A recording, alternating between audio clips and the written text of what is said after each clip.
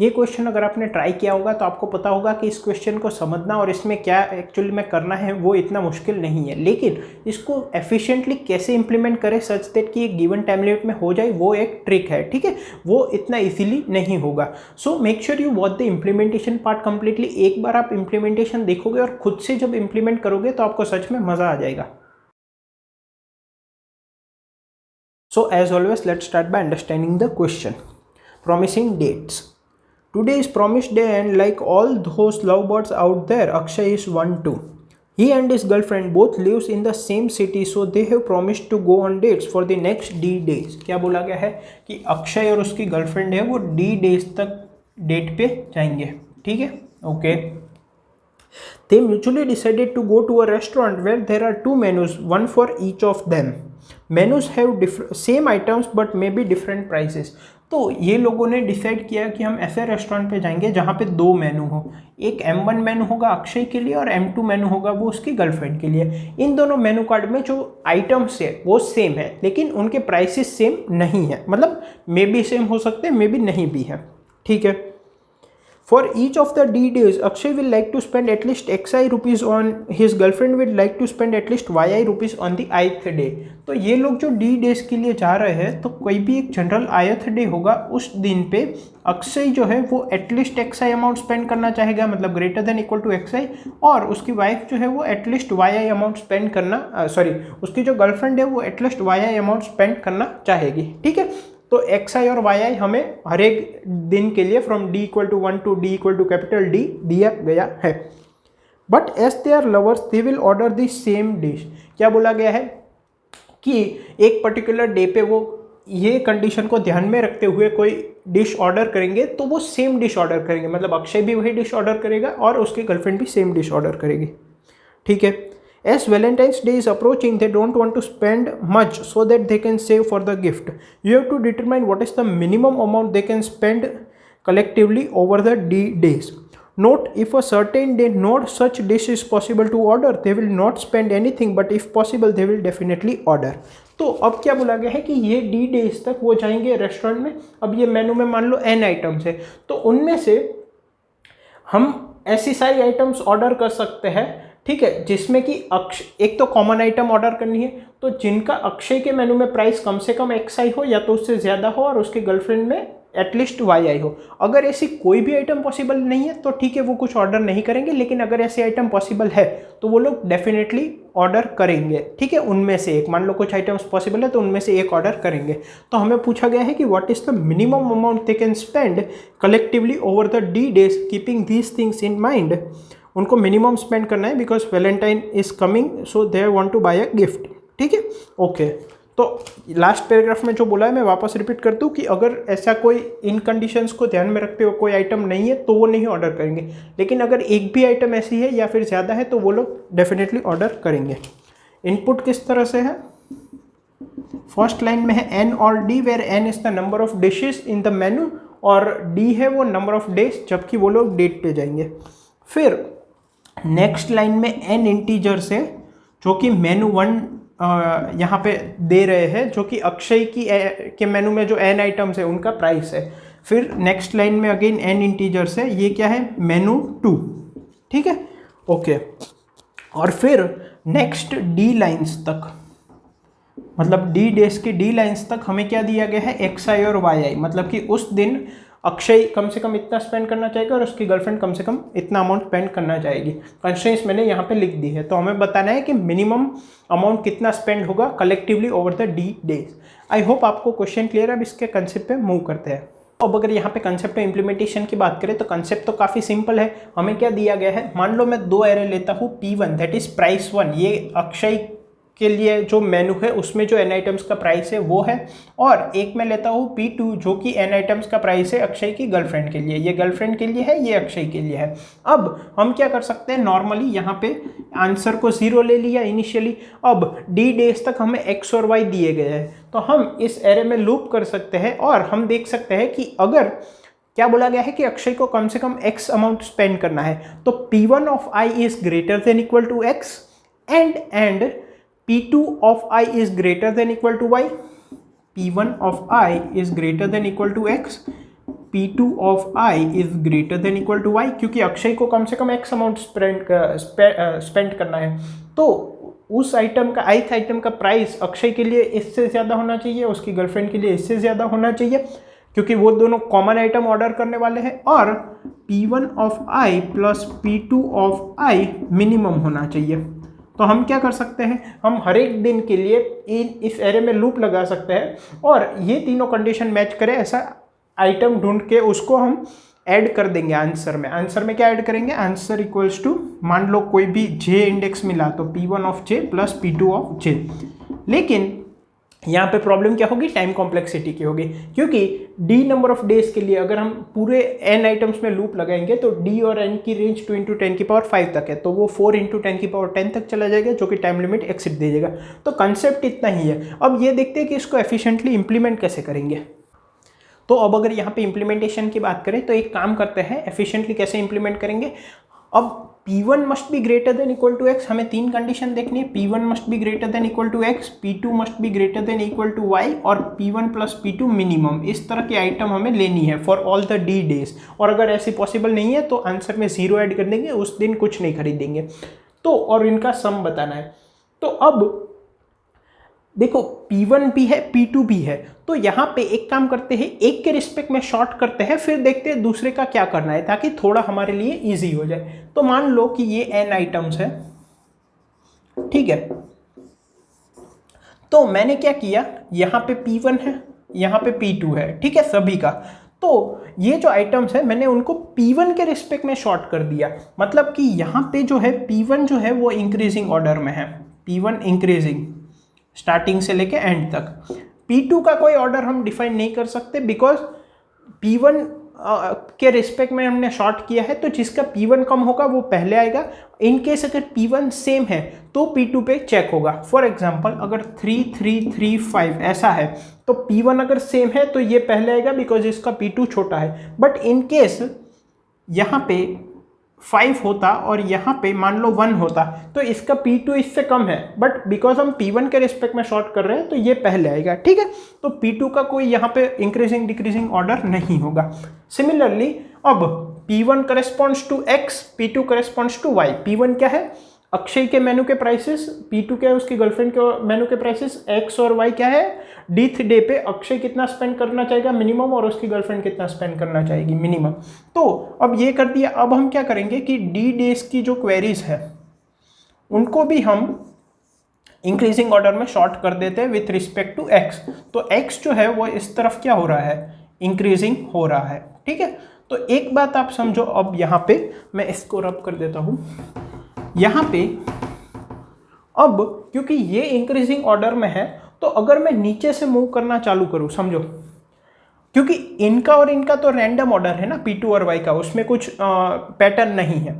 तो अगर मैं यहाँ से यहाँ क्वेरीज में मूव करना चाहूँ तो मान लो अगर लास्ट क्वेरी जो है, ठीक है, XD और YD, तो यहाँ पे भी हम नीचे से मूव करना चालू करेंगे कि कितने P1 है जो कि XD से बड़े हैं, ठीक है, तो वो एलिजिबल होंगे। फिर हम सोचेंगे कि P2 और Y पे क्या करना है। तो हमने यहाँ से मूव करना स्टार्ट किया और मान लो यहाँ तक हमें पता चला कि P1 जो है, P1 ऑफ आइटम्स वो XD से ग्रेटर है, मतलब कि इस क्वेरी के लिए, इस दिन के लिए इतने आइटम्स है वो P1 greater than equal to X वाली कंडीशन सेटिस्फाई करते हैं, ठीक है। P2 और Y का अभी देखना बाकी है, ठीक है।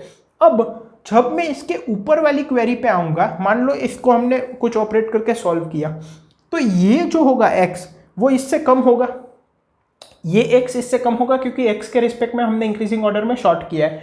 तो ये जो भी P1 वैल्यूज़ है जो कि XD से बड़ी थी, ग्रेटर देन इक्वल टू थी, और अगर ये वैल्यू इससे कम होगी तो ये जो वैल्यूज़ होगी वो definitely greater than equal to this होगी, ट्रांजिटिव प्रॉपर्टी, ठीक है।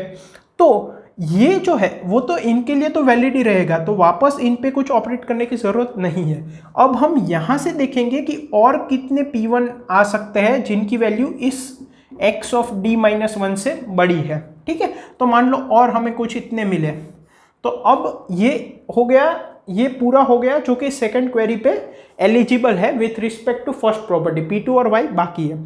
तो इसमें क्या है कि हमने एक P1 और X के रिस्पेक्ट में शॉर्ट करके ये हमें मिल रहा है। अब मान लो इतनी जो आइटम्स है वो एलिजिबल है with respect to first property. तो अब इनमें P2 तो कुछ भी हो सकता है क्योंकि उनमें कोई पैटर्न नहीं है। तो अब हमें क्या देखना है कि P2 इनमें से ऐसी कौन कौन की P2 की वैल्यूज है जो कि YD से ग्रेटर देन इक्वल टू हो, और उनमें से P1 प्लस P2 मिनिमम हमें चाहिए क्योंकि अक्षय और उसके गर्लफ्रेंड दोनों सेम आइटम ऑर्डर करेंगे।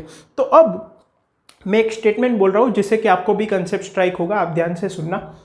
अब P2 जो है वो greater than equal to Y हो, अपर लिमिट है कुछ नहीं है, और P1 प्लस P2 मिनिमम हो, तो ऐसे हमें वैल्यूज फाइंड करनी है। अब मैं अगर आपको बोलूँ कि मुझे 5th इंडेक्स से लेकर 10th इंडेक्स तक में जो मिनिमम वैल्यू है वो दो, तो आप एक एरे में से, तो आप क्या करोगे 5th से लेकर 10th तक मूव करोगे, जो मिनिमम होगा वो स्टोर करके रिटर्न कर दोगे। अगर यही मल्टीपल क्वेरीज होती तो अलग अलग सेगमेंट्स पे कि मिनिमम ऑफ पर्टिकुलर सेगमेंट आपको रिटर्न करना है, तो आप क्या यूज़ करते हैं, सेगमेंट ट्री यूज़ करते हैं, क्योंकि वो एफिशिएंटली आपको लॉगरिथमिक टाइम में रिटर्न कर देगा कि इस सेगमेंट की वैल्यू जो है वो मिनिमम ये है, वो मिनिमम ये है। एक एरे पे अगर मल्टीपल क्वेरीज है कि इस इंडेक्स से लेके इस इंडेक्स तक मिनिमम वैल्यू क्या है, तो वो हम सेगमेंट ट्री से रिटर्न करते हैं। तो अगर मुझे वो सारी वैल्यूज चाहिए, अब ये सारी वही है जिसमें फर्स्ट प्रॉपर्टी तो एलिजिबल है, तो वो अभी मैं चेक नहीं कर रहा। अब मुझे इनमें से, वो मैंने डिफाइन कर लिया है कि इतनी है, अब इनमें से मुझे वो सारी चाहिए जिनमें P2 की value greater than equal to Y हो और P1 प्लस P2 मिनिमम हो। तो इसको अगर मैं सेगमेंट ट्री वाले क्वेश्चन के साथ कोरिलेट करूँ तो P2 को मैं एज एन इंडेक्स ट्रीट करूँगा और P1 प्लस P2 को वैल्यू की तरह ट्रीट करूँगा। आपको समझ में आया? एरे में आपको इस इंडेक्स से लेके इस इंडेक्स तक की मिनिमम वैल्यू चाहिए, ठीक है, एरे की, तो हम सेगमेंट ट्री यूज करते हैं फॉर मल्टीपल क्वेरीज। तो अगर मुझे P2 को मैं इंडेक्स की तरह ट्रीट करूं तो यहां पे हमें क्या है कि P2 must be greater than equal to Y। तो Y से लेके जो लास्ट अपर लिमिट होगी वहां तक अगर मैं P2 को इंडेक्स की तरह ट्रीट कर रहा हूं सेगमेंट ट्री में, तो वो सब वैल्यूज के लिए जो minimum P1 plus P2 value होगी, हम सेगमेंट ट्री में क्या स्टोर करेंगे, minimum of P1 plus P2, तो वो हमें मिल जाएगा। अब इसका एक एग्जांपल लेते हैं जैसे और क्लियर हो जाएगा।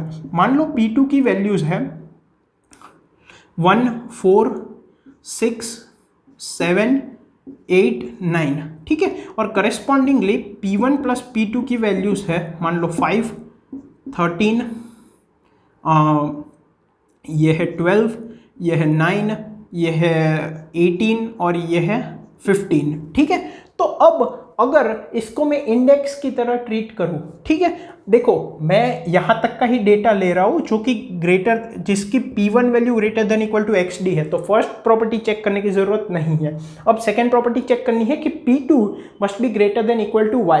तो अगर मैं P2 को इंडेक्स की तरह ट्रीट कर रहा हूं सेगमेंट ट्री में और मैं वैल्यू क्या स्टोर कर रहा हूं सेगमेंट ट्री में, मिनिमम P1 प्लस P2, तो अब अगर मुझे Y इक्वल्स टू 5 के लिए आंसर चाहिए तो P2 must be greater than equal to 5।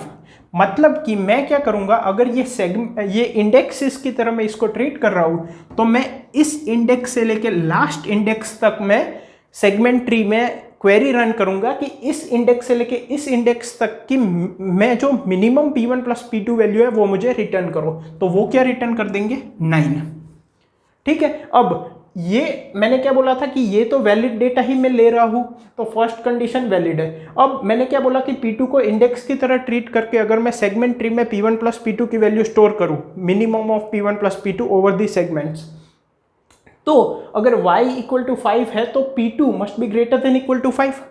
तो इसका मतलब 6 से लेके 9 तक की वैल्यूज जो है ये दोनों इनवैलिड हो गई। तो 6 से लेके 9 तक की P2 की वैल्यूज, मतलब 6 से लेके 9 तक के इंडेक्स में जो मिनिमम वैल्यू है वो मुझे रिटर्न करो, और ऐसी मल्टीपल क्वेरीज होगी क्योंकि D डेज है।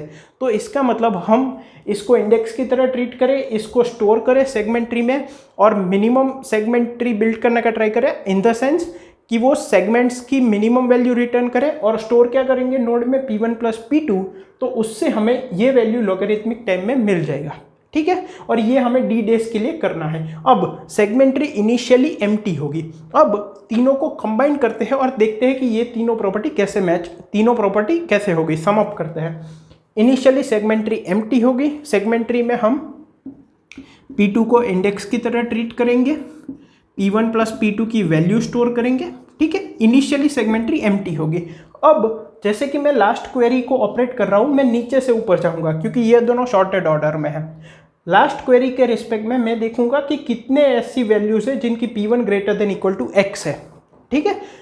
उस डेटा को मान लो ये है P1 greater than equal to x, यहाँ पे नहीं है, तो इतने डेटा को मैं सेगमेंट ट्री में ऐड करूंगा। इसके रिस्पेक्ट में जो भी P2 वैल्यूज होगी उनको इंडेक्स की तरह ट्रीट करके P1 प्लस P2 की वैल्यूज सेगमेंट ट्री में ऐड कर दूंगा।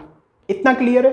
तो मैंने सिर्फ वही डेटा ऐड किया जिसकी P1 value greater than equal to x D थी। तो फर्स्ट तो हो गई कंडीशन। अब मैं y वैल्यू देखूंगा, y के रिस्पेक्ट में जो भी P2 की values greater than equal to y होगी उन पे ही सेगमेंट ट्री की क्वेरी रन करूंगा। इसका मतलब ये भी ट्रू हो गया। और सेगमेंट ट्री में हम स्टोर क्या कर रहे हैं कि पर्टिकुलर सेगमेंट्स की मिनिमम वैल्यू, और वैल्यू में क्या स्टोर कर रहे हैं P1 प्लस P2। तो ये कंडीशन भी ट्रू हो गई, ये भी ट्रू हो गई, और ये जो क्वेरी रिटर्न करेगा जैसे कि ये, तो वो P1 प्लस P2 मिनिमम ही होगा, ठीक है। तो ऐसा हम D डेज के लिए रन करेंगे तो हमारा काम हो जाएगा। तो आई होप कि आपको तीनों क्लियर हो गया है। अब थोड़ा सा सूडो कोड देख लेते हैं। सेगमेंट ट्री हम पूरा इसमें डिस्कस नहीं कर सकते, वो बहुत लंबा हो जाएगा और अलग टॉपिक हो जाएगा। तो अब बेसिकली हमें करना क्या है कि ये जो n आइटम्स है उसको पेयर वाइज हम स्टोर कर देंगे, P1 ऑफ i और P2 ऑफ i। मान लो एक वेक्टर में मैंने स्टोर कर लिया, वेक्टर का नाम है प्राइस, तो इसको मैं शॉर्ट कर दूंगा। फिर एक क्वेरीज करके मैं वेक्टर लूंगा जिसमें कि मैं x और y को स्टोर करूंगा, ठीक है। वो क्या है, डी डेज की अक्षय का स्पेंड और उसकी गर्लफ्रेंड का स्पेंड, और इसको भी मैं शॉर्ट कर दूंगा। अब इसमें नीचे से मैं मूव करूंगा, एक मैं सेगमेंट ट्री ले लूंगा जिसकी साइज 4 × n होगी। अब मैं क्वेरी में नीचे से ऊपर तक मूव करूंगा, मतलब for i equals to d minus 1, i is greater than equal to 0, i minus minus, ठीक है। इनिशियली j की वैल्यू में n-1 लूंगा, ठीक है, क्योंकि ये प्राइस जो है आइटम्स की वो भी नीचे से ऊपर हम ले जा रहे हैं। तो अब हम क्या करेंगे कि while j is greater than equal to 0, if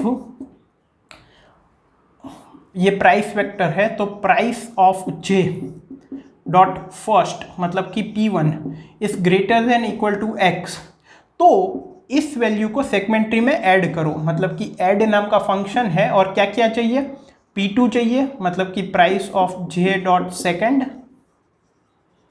और P1 प्लस P2 यहाँ पे मैं यहाँ पे सिंपल लिख देता हूँ, P1 प्लस P2 मतलब price of j dot first plus price of j dot second, ये इंडेक्स पे ये वैल्यू स्टोर करनी है, ठीक है।